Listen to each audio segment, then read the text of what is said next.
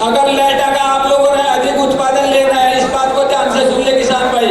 यदि किसान भाई हमारा दूसरी सिंचाई लेटा के अंदर करता है तो लेटा का जो उत्पादन है 30 से 40% रिड्यूस हो जाता है, घट जाता है। सबसे ज्यादा अगर उत्पादन को प्रभावित कर रही है लेटा के अंदर, वो बीज की मात्रा प्रभावित करती है किसान भाइयों। किसान भाई इस बात को नोट कर ले और इस बार कर ले। और यदि पिछली बार किसी किसान भाई ने, हमने पिछले कई साल से बताते आ रहे हैं, किसी किसान भाई का अगर नुकसान हुआ तो हमसे भरपाई कर ले। आप लोग अब सरसों का टाइम आने वाला है, सरसों में विस्तार से चर्चा करेंगे। सरसों का मतलब है लेटा, ठीक है ना। और लेटा में हम पिछले 3 साल से इस मंच के माध्यम से आप लोगों को एक बात समझाने की कोशिश कर रहे हैं। कुछ किसान भाई तो उस बात को समझ गए हैं, लेकिन कुछ किसान भाई अभी भी उसी काम को कर रहे हैं। अगर लेटा का आप लोगों ने अधिक उत्पादन लेना है, इस बात को ध्यान से सुन ले किसान भाई, तो बीज की मात्रा का कम इस्तेमाल करना पड़ेगा। बीज नहीं ज्यादा डालना है। जो बीज आप लोग डाल रहे हो, बीज की मात्रा का सही प्रयोग करना है, ठीक है ना। और बीज से पहले आप लोग प्रजातियों के नाम नोट कर ले। प्रजातियों के नाम नोट, सबसे ज्यादा आप लोगों के जिले में जो लेटा की प्रजाति है वो प्रजाति चल रही है 45S46। सबसे ज्यादा किसान भाई ले रहा है 45S46। और इसको आप लोग 1200 रुपए तक खरीद रहे हो। 1000 से लेकर के 1200 रुपए तक का बीज आप लोग प्रति किलो के हिसाब से आप लोग इसको खरीदते हो। किसान भाइयों, इसी के लेवल के बीज और हैं और इससे भी अच्छा उत्पादन दे रहे हैं, उनके नाम आप लोग नोट कर लीजिए। राजस्थान भरतपुर की प्रजातियां हैं DRMR 1165S40, आप लोग नोट कर सकते हैं। DRMR या इसको रुक्मणी भी कहते हैं। इस प्रजाति को रुक्मणी के नाम से भी जाना जाता है।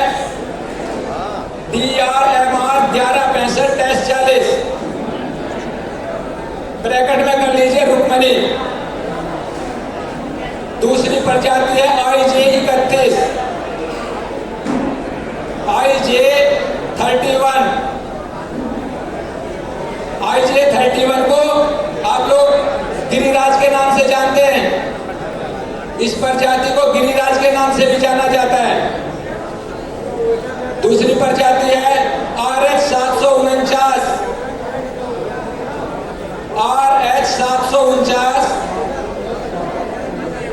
और RH725। ये लेटा की, काले लेटा की प्रजातियां हैं किसान भाइयों। और ये उत्पादन आप लोगों का 45 से 46 के बराबर करती है, उससे भी अच्छा उत्पादन देती है चारों की चारों प्रजाति। और बीज आप लोगों को यदि राजस्थान जाने का आप लोगों का मौका मिले, आप लोगों के जिले में उपलब्ध होगी, तो इसका बीज आप लोगों को 100 से 110 रुपए किलो के हिसाब से मिलेगा। इस तरह का बीज नहीं है ये। और मैं आप लोगों को जानकारी के लिए बता दूं, कृषि विज्ञान केंद्र पर इस बार DRMR 1165S40 का 3 क्विंटल बीज आ रहा है। तो आप लोग वहां से भी आप लोग इसका बीज निःशुल्क प्राप्त कर सकते हो। DRMR 1165S40।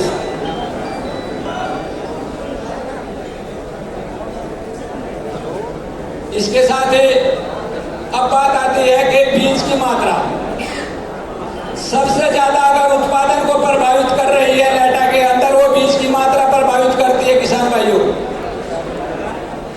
बीज की मात्रा यदि ज्यादा आप लोग डालते हैं तो आप लोगों का उत्पादन कम होगा।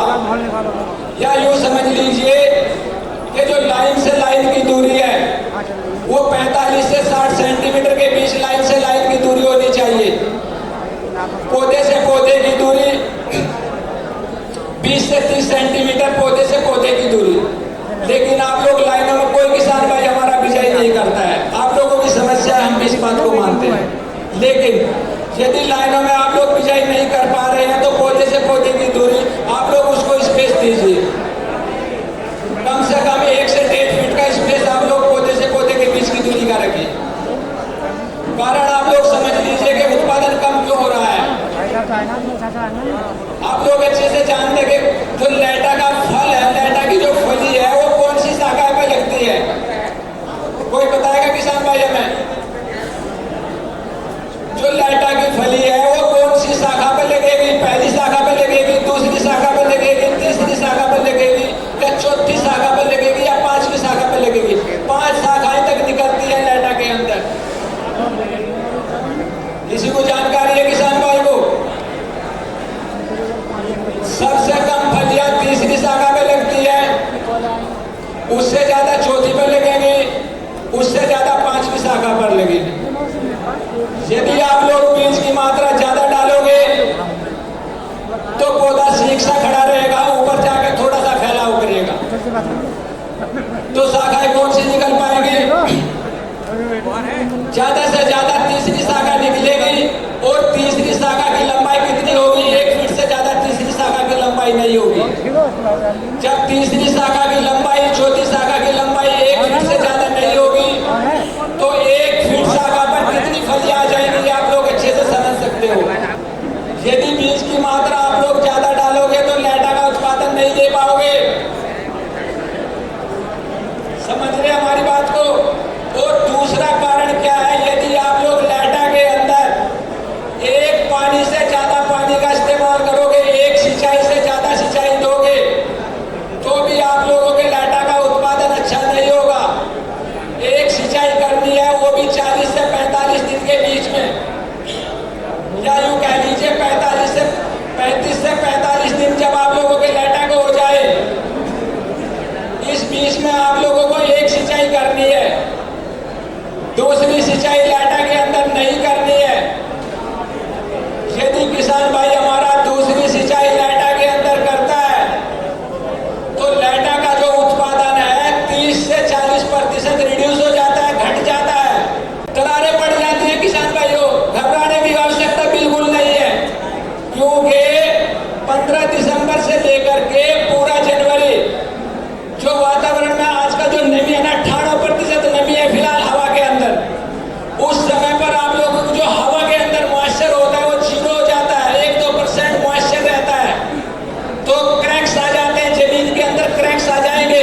आपको लगेगा जमीन के अंदर क्रैक्स आ गए हैं, जमीन में दरारें पड़ गई है और पानी मांग रही है हमारी फसल, लेकिन आप लोगों की जो फसल है, आप लोगों के जो लाइटा के पौधे हैं, उसमें 95% पानी भरा खड़ा है, उसे पानी की आवश्यकता नहीं है, क्रैक्स आ रहे हैं, उससे घबराने की आवश्यकता नहीं है। यदि आप लोगों को मन भरने के लिए काम करना है तो आप लोग स्प्रे मार सकते हो, 1 बीघे के अंदर 2 टंकी पानी का स्प्रे मार दीजिए। बेहतर ये होगा कि थायो यूरिया एक केमिकल आता है, थायो यूरिया नोट कर लीजिए, थायो यूरिया 500 ग्राम थायो यूरिया 500 लीटर पानी में घोल बना करके 1 एकड़ खेत में आप लोगों ने स्प्रे करना है, लेकिन दूसरा पानी नहीं लगाना है। समझ रहे हमारी बात को? किसान भाई इस बात को नोट कर ले और इस बार कर ले। और यदि पिछली बार किसी किसान भाई ने, हमने पिछले कई साल से बताते आ रहे हैं, किसी किसान भाई का अगर नुकसान हुआ तो हमसे भरपाई कर ले, एक पानी लगाने के बावजूद, ठीक है ना? तो आप लोग एक पानी से 40-45 दिन में एक पानी लगा करके लाइटा का उत्पादन लेकर तो देखिए। आप लोगों को जो दाने का वजन है